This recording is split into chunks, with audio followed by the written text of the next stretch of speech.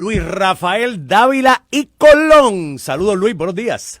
Buenos días a todos ustedes y a Alex, mi particular abrazo. Poca gente se burla de la pelona como hace Alex, lo que le demuestra a ustedes el espíritu combativo, positivo, optimista, con alegría, con que Alex está enfrentando sus problemas en la vida. Ciertamente, Alex, es un abrazo solidario y si pueden, Normando, todos ustedes que están escuchando, busquen un libro que se llama esencialmente Los martes con Maury, Tuesdays with Maury. Es fabuloso, es de la vida precisamente ante situaciones como las que está pasando Alex. Así que esa es la mejor oración que vamos a oír esta semana. Amén por eso, Luis, lo voy a buscar. Martes con Maury. Sí, Tuesdays with Maury. En español a lo mejor tiene una traducción distinta. Okay. Es de un periodista deportivo que se llama Mitch Albom. Se escribió hace como 20 años. Es extraordinaria. Se me pareció mucho a Alex en ese momento. Perfecto, pues lo vamos a buscar. Vamos a empezar, mi querido Luis, precisamente por eso, ¿no? El ex candidato a la gobernación del Proyecto Dignidad está levantando las campanas, le está tocando las campanas Javier Jiménez para que despierten, porque él alega que esta estrategia de Jennifer González, de este proyecto de la libertad religiosa y otras movidas del presidente del Senado, es una estrategia para que el PNP desarticule el Proyecto Dignidad y que provoque que tal vez que muchas de las ovejas que se descarriaron y se fueron para allá regresen al redil azul. ¿Cómo tú lo ves? Tiene toda la razón. Y le duele. Le duele en cantidad. ¿Por qué? Porque el PNP regresó a lo que son sus orígenes conservadores y religiosos. Y eso obviamente inutiliza el Partido de Dignidad. Y lo inutiliza en la medida en que el PNP es el que tiene los votos, el que tiene el poder para ejecutar la política pública conservadora y cristiana que no tiene dignidad. Tiene toda la razón en ese contexto y está hecho así, pero no es por conveniencia, es porque ha regresado a su espacio natural. ¿Qué se puede o qué podría hacer Proyecto Dignidad para evitar que eso ocurra? ¿O tú crees que esto va a ser inevitable, Luis? Disolverse. Ya está, liquidarse. O sea, disolverse, Luis. ¿Qué le pasó al PAC? ¿Qué le pasó al Partido de Acción Cristiana? Sí, duró 2 elecciones. 3 ciclos, sí, básicamente 3 ciclos antes de lo que formaron y se acabó. ¿Y sabes por qué fue? Porque Muñoz le hizo exactamente lo mismo. Le hizo exactamente lo mismo. En ese periodo del 61 al 64, muchachos, parecía Muñoz, se persignaba todos los días y hacían medidas para conservadoras y valores y qué sé yo ni qué. Igualito se la hizo. Y una vez pierde la segunda elección, pierde el empuje y pierde tracción, entonces el elector se pregunta, ¿por qué diablos voy a votar por un partido que no tiene poder para nada, pudiendo maximizar mi voto dándole a un partido que comparte mi ideología conservadora y cristiana y que sí tiene el poder para avanzar las cosas? Pero tienen su mejor player en Joan Rodríguez Bebe, ¿no, Luis? Sí, claro, pero Joan, en estos tiempos, Joan Rodríguez Bebe no necesita de dignidad. Ya ella corre con bandera sola. Era como por mucho tiempo el Chaco, corre por bandera sola. Es como Molina, corren con bandera sola. No necesitan del partido para eso. La gente ya sabe discernir y votar independiente.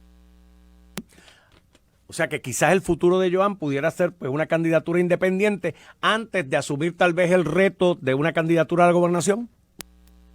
O brincar. Para una candidatura a la gobernación no va a funcionar porque es que hay demasiado de competencia. O sea, tú tienes 3 partidos mayores que acaparan el 90% de los votos. Por lo tanto, no hay manera de que Joan Rodríguez Bebe pueda correr. Trataría, pero es suicida y perdería su puesto como senadora, que es un puesto, oye, podrá ser de otro partido, pero yo quisiera, lo que yo he visto estos últimos 90 días, ha sido una sinergia entre el presidente del Senado y Joan Rodríguez Bebe enorme. Correcto. Aunque Joan no tiene la ideología estadista, supuestamente ella la identificaban con la corriente independentista. Sí, por eso es que está ahí, ¿verdad? Pero puede ser electa. O sea, el problema es, fíjate, lo bien que se puede trabajar entre partidos, ¿verdad? Aquí tengo esta propuesta, esta es la que hay, vamos a negociar y se puede avanzar.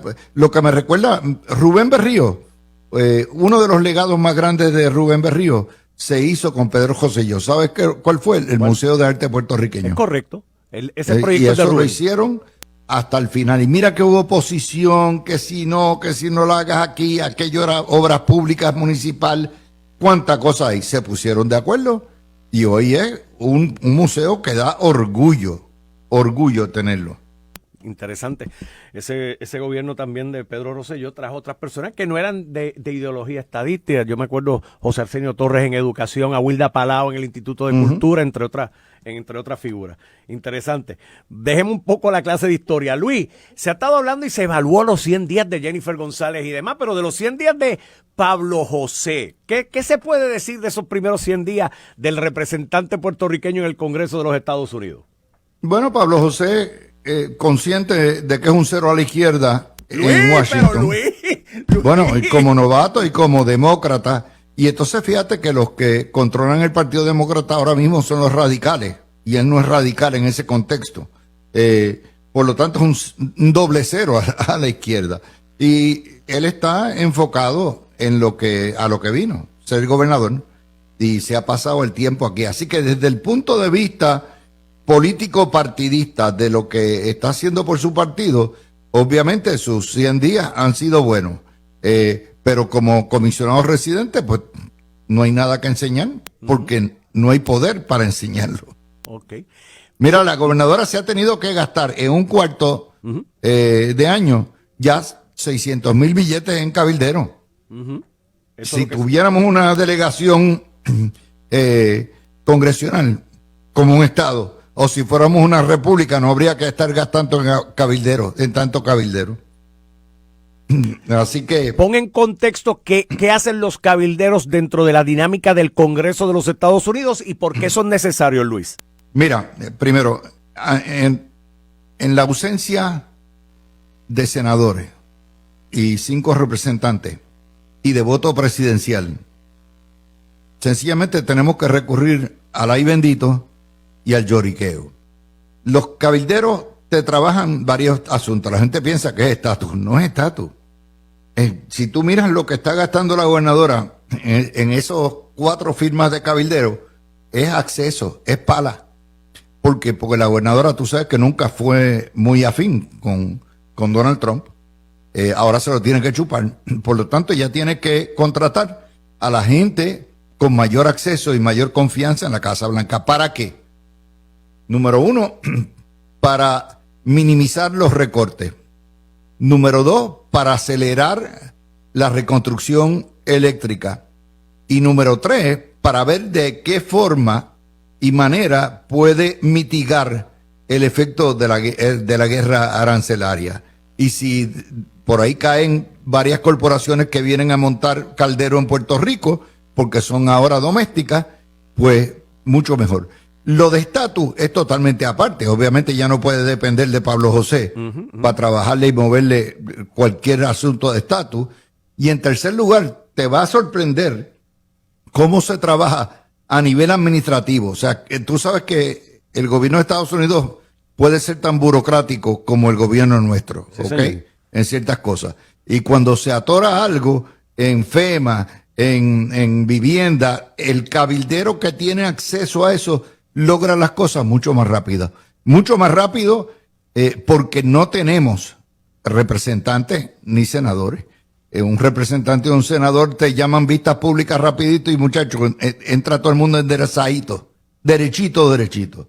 Pero tienen que gastar en eso.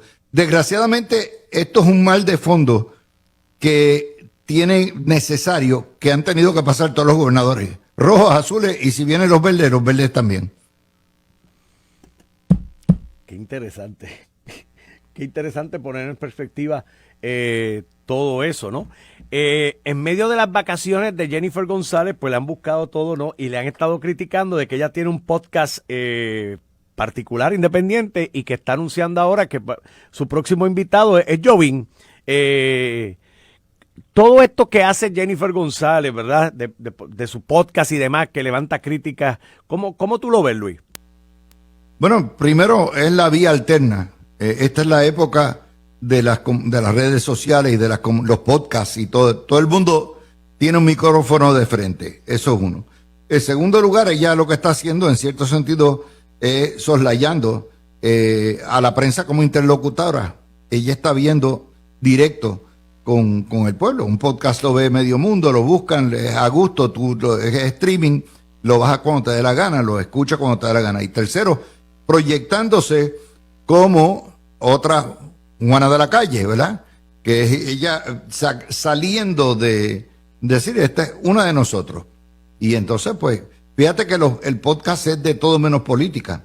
Correcto. Qué interesante, ¿verdad? Definitivo. Y, de hecho, con ese pie forzado, el querido amigo Ángel Rosa hace un interesante análisis de esos 100 días de la gobernadora Jennifer González y le hace una advertencia al Partido Popular, sobre todo ese particular, de que Jennifer González tiene todo esto bien medido y que lo que ellos llaman como este reality, si no se espabilan, es más, dice aquí, en resumen, una advertencia para los que aspiran a derrotar el PNP en los próximos comicios generales, es que en la comprobación de la teoría de que apretando los botones adecuados y convirtiendo la política en espectáculo, las masas siempre preferirán la distracción, el reality. Lo que le está diciendo a los populares es que no se duerman y no critiquen o se vacilen esa estrategia, porque Jennifer le puede comer los dulces en el 2028. Tienes razón. Cuando tú miras para atrás la campaña primaria, la primarista, hay dos escenas que te llegan y que tú siempre están fijas en tu memoria. Número uno, los bebés, el nacimiento, el parto, lo que yo denomino la campaña del gugudada, ¿no? De lo chulería, de lo que es entrañable el tener bebé. Y en segundo lugar, el Canam. Fíjate, son dos maneras de llegar al pueblo directamente, y la gobernadora, eso le funcionó. Entonces, mira el contraste. Jennifer González es helenguera, le encanta el vacilón, le encanta mezclarse con el pueblo, besar bebé, abrazarse, bailar. Entonces, el contraste es que Pablo José es un tipo huraño en cierto sentido, es seco, se parece mucho a su abuelo en ese contexto, es flemático. Entonces tiene los dos, luce obviamente bien blanquito en términos de clase, ¿no? Y tienes la diferencia entre los dos. Y ella lo que está haciendo es marcando esa diferencia. Lo que quiere decir que ella desde ahora está reconociendo que su contrincante mayor va a ser Pablo José y no Juan Dalmau. Que son los gallos que aparentemente van a estar en esa pelea también. Nada, y que Luis, se van a pelear entre los dos el voto, porque los dos están buscando los mismos votos. Así es. Curioso. Siempre es bueno hablar contigo, Luis. Te escucho en la tarde.